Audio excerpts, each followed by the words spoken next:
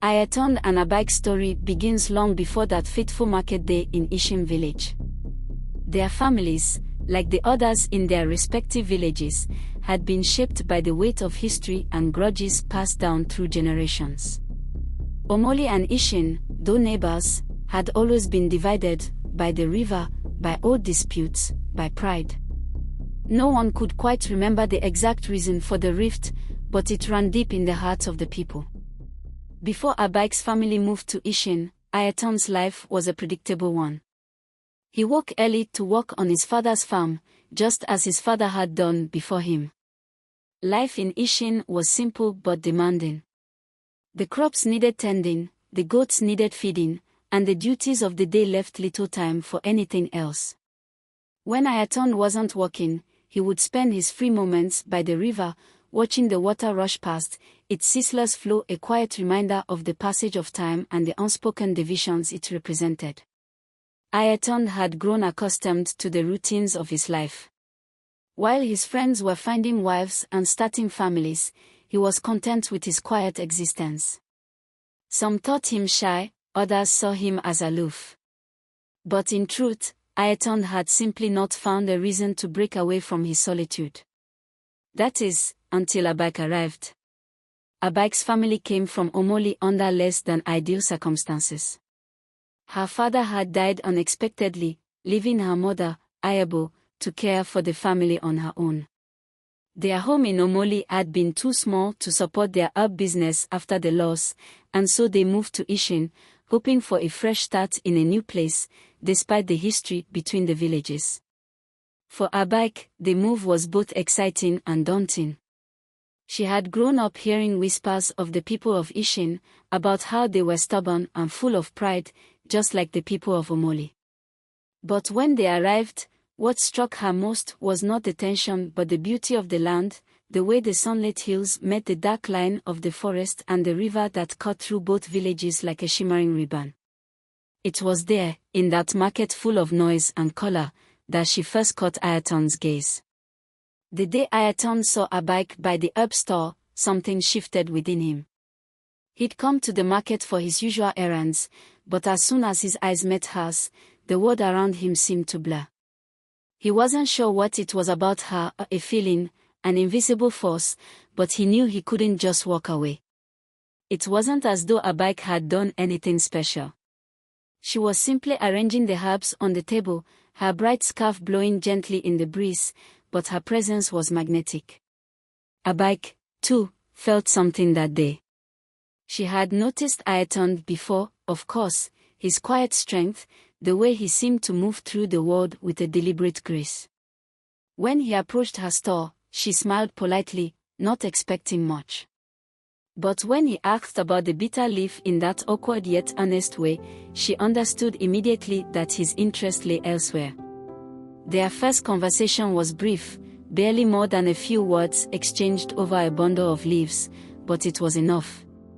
From that moment on, something had been set in motion, and no matter how hard they tried to ignore it, fate had other plans for them. For weeks, Ayotunde and Abike stole glances at each other in the market, always careful not to draw too much attention. But there were times when Ayotunde would find himself walking by her stall for no reason other than to see her smile, and Abike would linger longer than usual after the market closed, hoping to catch a glimpse of him. Neither of them spoke of their feelings at first. They both knew how the villages felt about each other, how impossible it seemed for them to ever be more than strangers from across the river. But love, as they say, has a way of breaking through the most unyielding barriers. One evening, Ayotunde worked up the courage to ask Abike to meet him by the river. He knew it was risky, but he couldn't shake the feeling that if he didn't take this chance, he would regret it forever. Abike hesitated, torn between her fear of the consequences and her growing affection for Ayotunde. In the end, her heart won out, and she agreed. The river became their secret world. In the quiet stillness of the night, with only the sound of the water and the rustling leaves to keep them company, they spoke freely of their dreams and their fears. Ayotunde told her about his desire to build something lasting, something that would outlive the petty grievances of the past. Abike, in turn, shared her love for the herbs and plants she sowed, how they reminded her of the healing that nature provided, even to the most broken things. It was by the river, under the silver light of the moon, that they first admitted their love for each other. For a moment, it seemed like nothing else mattered, no villages, no traditions, no rules. Just them. But the world, of course, was not so simple. When word of their meetings eventually reached their parents, the reaction was swift and unforgiving. Ayotunde's father was a proud man, and the idea of his son being involved with a girl from Omole was an insult he couldn't bear.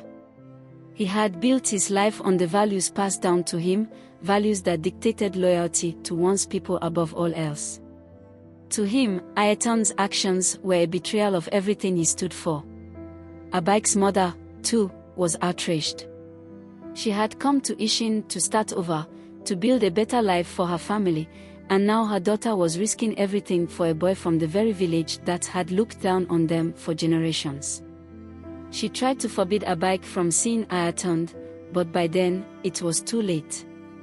The love between them had taken root, and no amount of anger or disapproval could tear it out. For a time, Ayotunde and Abike thought they might have to give up. The pressure from their families was too much, and the weight of the expectations placed upon them felt suffocating. They avoided each other in the market, pretending not to notice when their paths crossed. But in their hearts, they knew they couldn't stay apart forever. It was during that terrible storm that everything changed. The river, which had once been their sanctuary, turned into a raging force of destruction. Homes and farmlands were washed away, and for the first time in years, the people of Ishin and Omole were united in their suffering. The rivalry that had seemed so important before was now overshadowed by the simple need to survive. As Ayotunde and Abike worked tirelessly alongside the others to rebuild what had been lost, something remarkable happened. The walls between their villages began to crumble, not because of words or negotiations, but because of action. In the mud and the rain, as they dug and carried and shared what little they had, the people of Ishin and Omole realized that they were not so different after all. When Ayotunde's father and Abike's mother arrived to confront them once more, they were met not with defiance, but with the undeniable truth of what their children had achieved. Ayotunde and Abike had found a way to bridge the divide between their worlds, not through rebellion, but through love and cooperation. And so, on a warm day beneath the same tree where they had first confessed their love, Ayotunde and Abike were married. The river, once a symbol of division, now flowed gently by, a testament to the power of change. Their wedding was not just the union of two hearts, but the beginning of a new chapter for both villages, one where old grudges were left behind and new bonds were formed. Their story, passed down through the years, became more than just a tale of love. It became a reminder of what is possible when people are willing to look beyond their differences and find common ground. And as long as the river flows, Ayotunde and Abike's legacy will live on, carried by the waters that once kept them apart but ultimately brought them together.